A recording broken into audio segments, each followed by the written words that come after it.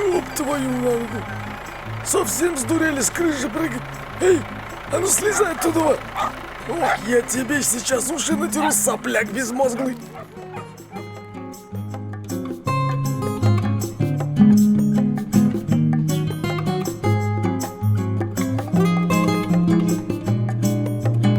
Природа все продумала за нас, и чтобы род человеческий не вымер к чертовой матери, по достижению определенного возраста у нас резко меняются интересы.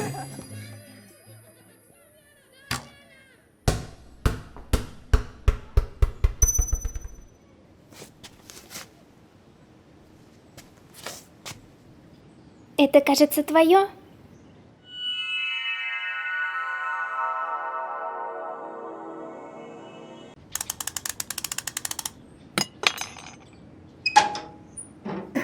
Ну нахер, я сваливаю отсюда.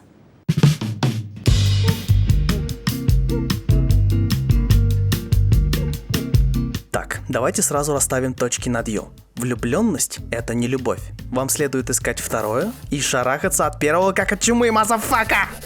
Да, зачастую их воспринимают как две степени одного состояния, но это не так. Влюбленность – это зомби-вирус, ослепляющая призма, розовые очки. Это напрочь лишает тебя возможности адекватно оценить человека. Она просто ангел. Эх, бедняга. Ладно, смотри. Если ты влюблен в нее на расстоянии, она даже не знает о твоем существовании, как в лучших традициях сёнэн-манги. В тени кукошки подойди к ней и познакомься. Just do it! Потому что вполне вероятно, что при первом же разговоре с ней чары рассеются, и ты быстро поймешь, что вы совсем не пара. Знаешь, красота так обманчива. Если вы уже знакомы, скажи ей о своих чувствах. Do it! Иначе будешь жалеть об этом всю свою жизнь, вспоминая одну девочку в школе, которая, возможно, была той самой единственной, а ты так и не смог признаться ей. Если она сказала «да», поздравляю! Yes! Если она сказала «нет» хотя бы 3 раза, уходи и не возвращайся. Если, конечно, френд-зона не твой фетиш. Вообще, влюбленность – недуг временный, поэтому его лучше переждать. Главное в этот период – не связывать себя узами брака. Иначе, когда пелена сойдет с глаз, последствия будут больно обратимыми. Но не будем забегать вперед. Не знаю, как у девочек, но у некоторых мальчиков по достижению половой зрелости немного так сносит крышу. И они вдруг сами становятся неадекватными, воспринимая противоположный пол как другой биологический вид. Эй, Чикса, крутани-ка бампером, а? Трубатый мид не могу.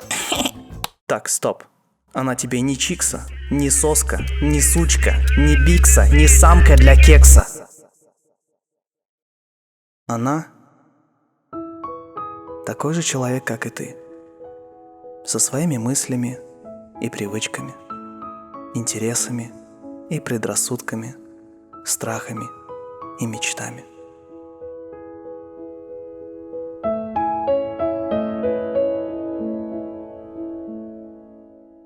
Если она тебе нужна в качестве второй половинки, я дам тебе всего 3 совета. Понятно, что ты не можешь полностью игнорировать этот аспект, но помни, что любая красота с годами меркнет. Поэтому делать внешность главным критерием, как минимум, неблагоразумно.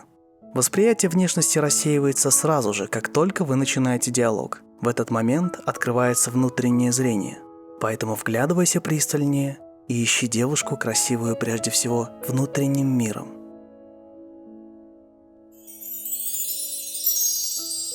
Если вы смеетесь над одним и тем же, а когда разговариваете друг с другом, время останавливается, это очень мощный знак. Возможно, вы уже нашли друг друга. Пойми, с годами беседа станет вашим главным занятием. А человек как книга. Нужна ли тебе красивая обложка с пустыми страницами или наоборот? Оглянись вокруг. Возможно, та, кого ты ищешь, давно рядом. Вы видитесь каждый день, ржете, как лошади до колика в животе. Понимаете друг друга с полуслова. Если ты внезапно осознал, что она твой лучший друг, закуй ее в свои объятия и никогда не отпускай. потому что это она.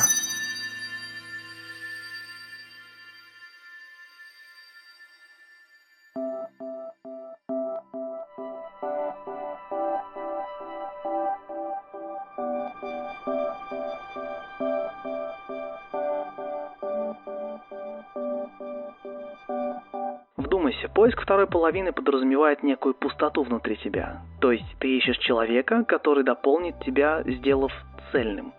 Но это неправильно. Встретив свою спутницу жизни, ты уже должен быть цельным настолько, насколько это возможно. Взгляни на себя, на свою жизнь. Проведи самоанализ, выяви свои ментальные блоки, детские психологические травмы, скрытые фобии. Страх одиночества, например, это признак непринятия себя. Поэтому, прежде чем полюбить кого-либо, научись любви к самому себе.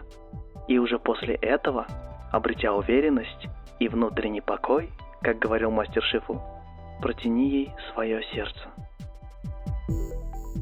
Пойми, речь о человеке, с которым ты разделишь всю свою жизнь.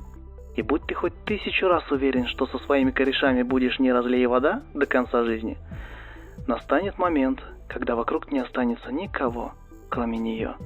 И тогда ты четко осознаешь, что не прогадал, потому что это